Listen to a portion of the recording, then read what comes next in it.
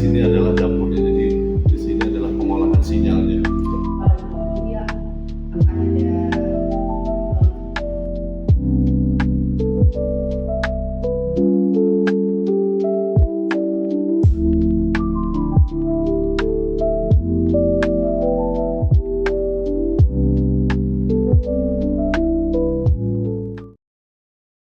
Perkenalkan, nama saya Virga Librian. Di sini saya sebagai Ketua Tim Pelayanan Data dan Informasi. Dan di sini juga ada anggotanya, ada Mbak Ajeng, Marina Utami, dan juga Mbak Zulfiana Listianingrum. Lalu ada Mbak Indri Ivantiana.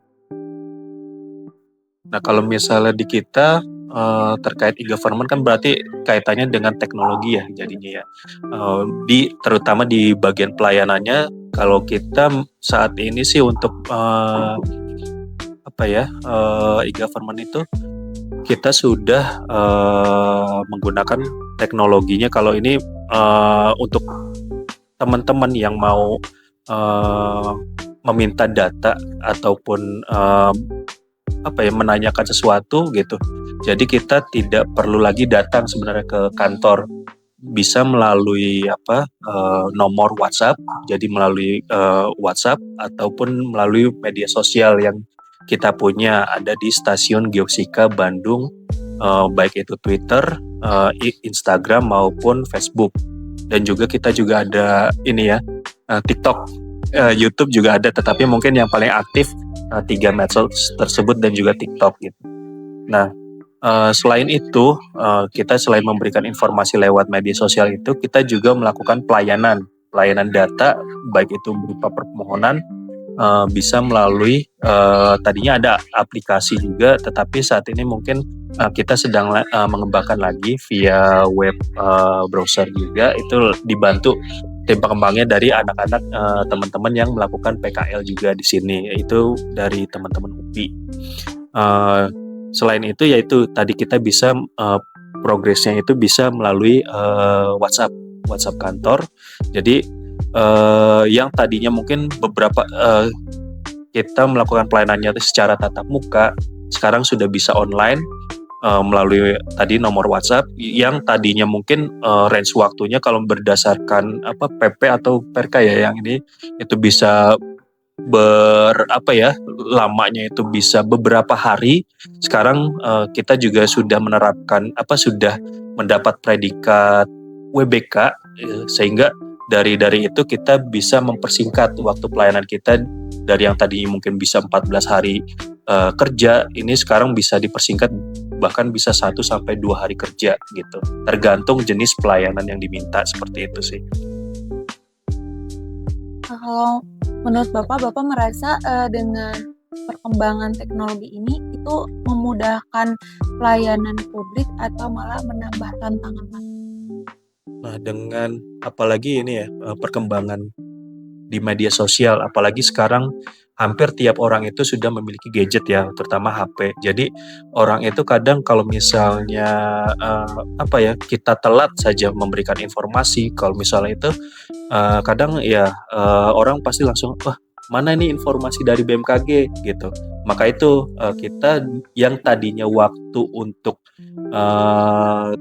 pengambilan keputusan yang tadinya sebelumnya untuk gempa kurang dari 5, itu biasanya kan kita ada sistem pengambilan keputusan dulu dari PGR 2 gitu, karena kita di bawah pusat gempa regional 2 tadi, itu waktunya kurang lebih 10 menit. Nah, karena ada event waktu itu setelah gempa Bogor, ada tuntutan terutama dari pimpinan itu agar informasi yang disampaikan itu langsung cepat disampaikan ke masyarakat, sehingga informasi yang tadinya mungkin 10 menit terus menjadi 5 menit dan sekarang sampai 3 menit itu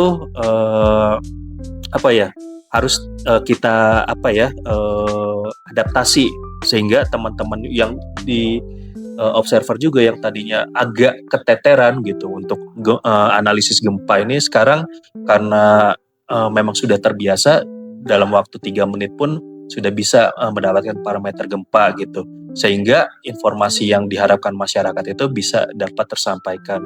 Karena memang sebelumnya itu informasi gempa, kalau orang kan pasti menanyakan kejadiannya ini, tetapi kok baru bisa kita dapat informasi lokasinya di mana itu lama gitu. Nah itu, jadi diharapkan dari tadi yang kebijakannya itu menjadi 3 menit itu agar orang bisa cepat dapat informasinya seperti itu, terutama untuk di kegempaan kayak gitu sih.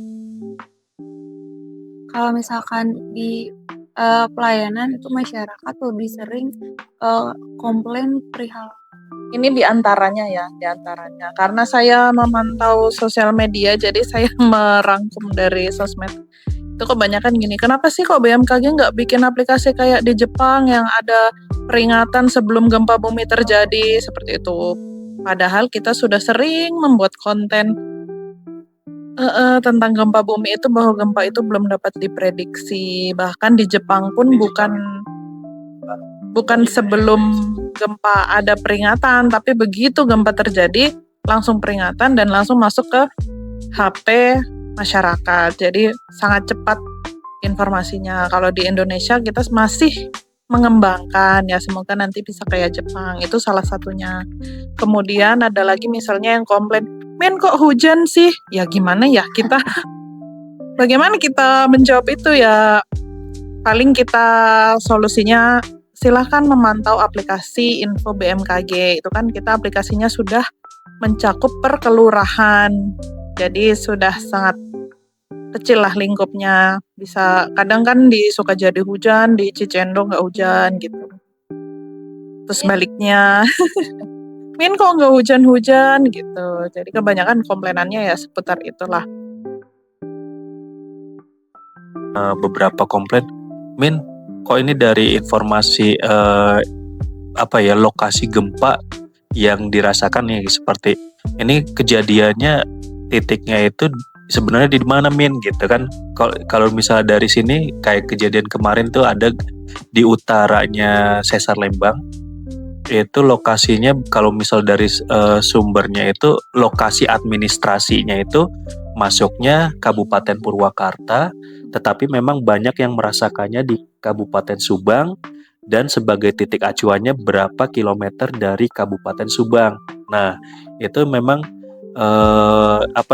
dari parameter itu kenapa kok ininya kayak gempa yang terakhir yang di Karawang juga yang agak merusak juga, itu gempa Karawang, lokasinya di Karawang, tetapi kok titik acuannya Bekasi. Nah, itu dia. Jadi sekedar meluruskan, jadi kalau misal dari BMKG itu informasinya itu bukan berdasarkan titiknya itu batas administrasi, tetapi berdasarkan pusat, kabupaten, kota terdekat dari titik epicenter, seperti itu. Jadi perlu diketahui semua untuk teman-teman, untuk pelayanan data dan informasi kita itu, karena orang kan nggak tahu ya, walaupun namanya stasiun geofisika, nomenklatur stasiun geofisika, tapi yang kesini itu banyak itu request di bidang MKG juga. Jadi tidak hanya gempa bumi, tapi juga meteorologi seperti kecepatan angin, curah hujan, terutama kalau rame itu biasanya kalau ada cuaca ekstrim. Misalnya angin kencang atau bangunan mereka yang terdampak gitu. Nah, itu biasanya dari user itu mengajukan klaim untuk asuransi, biasanya seperti itu. Tapi karena kita memang skupnya terbatas ya, jadi kalaupun informasi meteorologi itu hanya wilayah Bandung Raya aja yang bisa kita provide. Kalau gempa bumi kita bisalah Jawa Barat gitu ya, Jawa Barat bisa karena memang Jawa Barat kita cover. Tapi untuk meteorologi itu hanya sekitar Bandung Raya. Nah, untuk informasi geofisika juga selain gempa bumi itu ada juga yang mengajukan klaim asuransi terkait listrik udara atau petir. Jadi banyak user itu yang mungkin tools-nya atau bangunannya itu terdampak, misalkan tersambar petir atau apa gitu, bisa juga ke kita klaim asuransi. Nah, kalau kita ada kerjasama dengan ini, kalau di BMKG dengan luar sendiri itu ada dengan UNESCO terkait yang Tsunami Ready Community. Lalu selain itu juga ada kita dengan ada yang namanya CTBTO, Comprehensive Test Ban Treaty Organization. Jadi itu organisasi dunia yang mengecek apakah ada percobaan nuklir dari suatu negara gitu, seperti yang mungkin pernah terjadi seperti di Korea Utara melakukan percobaan nuklir, kita ada sensornya di Indonesia dan di Lembang. Itu salah satunya di Lembang. Di Indonesia sendiri ada 5 atau 6 titik ya, yang di Sumatera Utara, di Lembang, terusnya di Kupang, daerahnya Kapang ya ininya ya. Kupang, Makassar itu daerah Kapang, terus di Jayapura, sama satu lagi di Sorong. Itu ada 6 titik untuk stasiun IMS, International Monitoring Station, untuk CTBTO seperti itu. Lalu selain tadi UNESCO, CTBTO, kita juga ada Save the Children. Save the Children itu sebenarnya organisasi luar juga, di mana kalau misal di Indonesia sendiri, khususnya kemarin di Kabupaten Bandung, itu dia lebih terkait perubahan iklim. Nah itu kita kemarin dengan sekolah-sekolah terutama SD, SMP itu terkait literasi untuk perubahan iklim juga.